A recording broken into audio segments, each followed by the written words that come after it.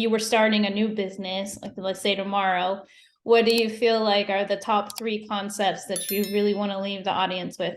Yeah, great question, because there's so much that I would have wished to.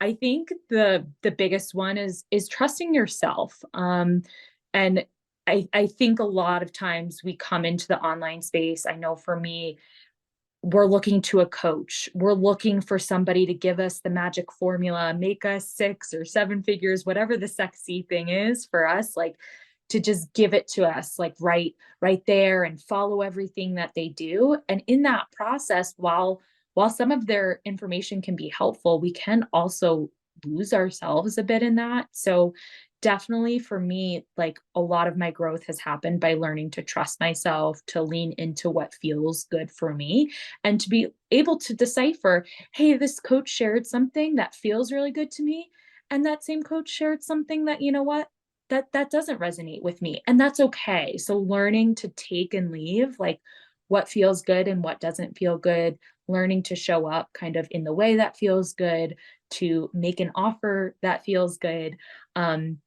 So that first piece is really just learning to trust yourself and bringing yourself into the equation, and not fully just kind of outsourcing all of your decisions and relying on somebody else to tell you exactly what to do, even though it can be so tempting to think that, because they have had that success.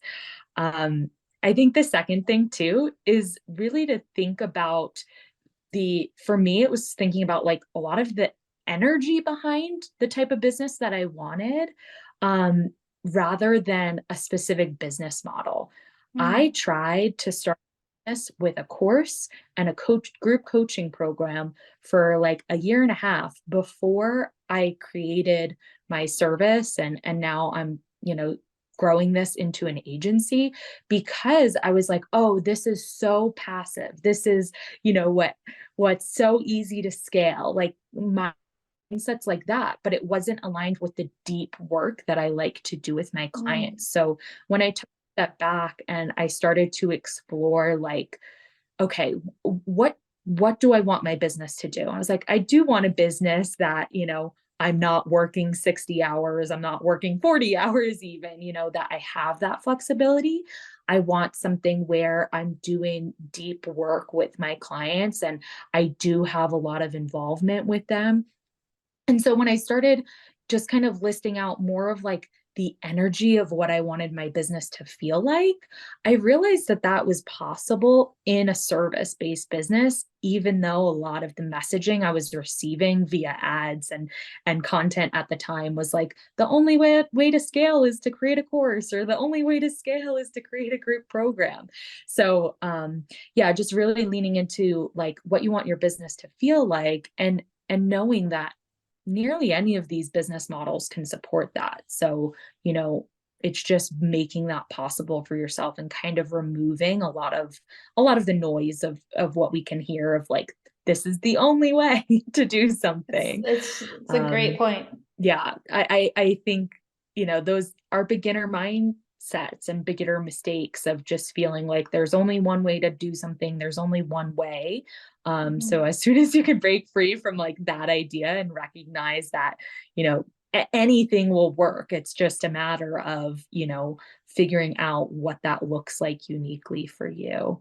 And then the third piece is, figuring out kind of what investments are most worthwhile, and what you need right now. There was a lot of things that I invested in based on urgency, lots of live launches that like just seemed sexy. And then they were like, we're not opening doors for another year. And I would be like, oh my God, I need to buy it. Cause like I don't need it right now, but I definitely want it before next year.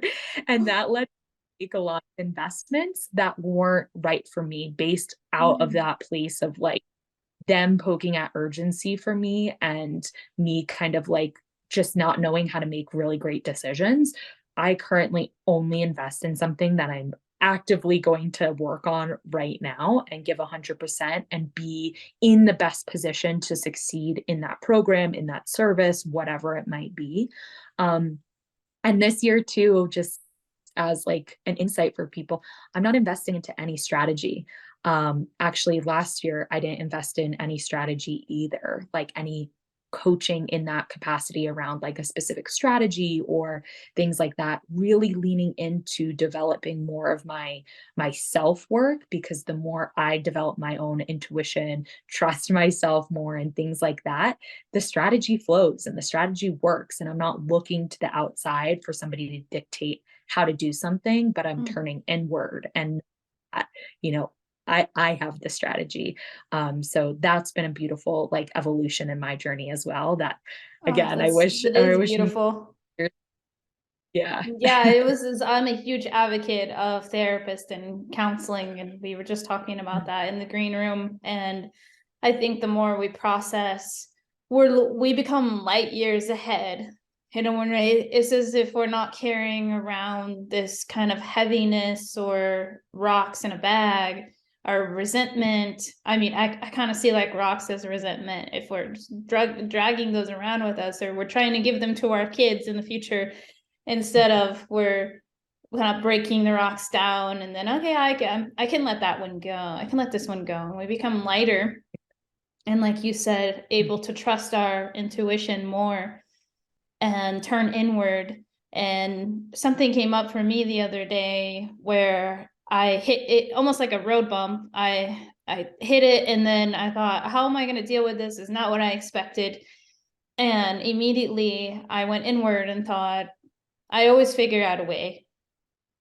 I just need to let this sit a little and the solution will come to me, because it always comes to me. I may not know it right now, and that's okay. Maybe I can go stretch or work out or do something that's going to be nourishing to me in the moment. And the solution did come, and it trusting my intuition that it will come, because it's there and it's always there. It's a huge leap for me. See? Yeah. I love that. Yeah, it's so true.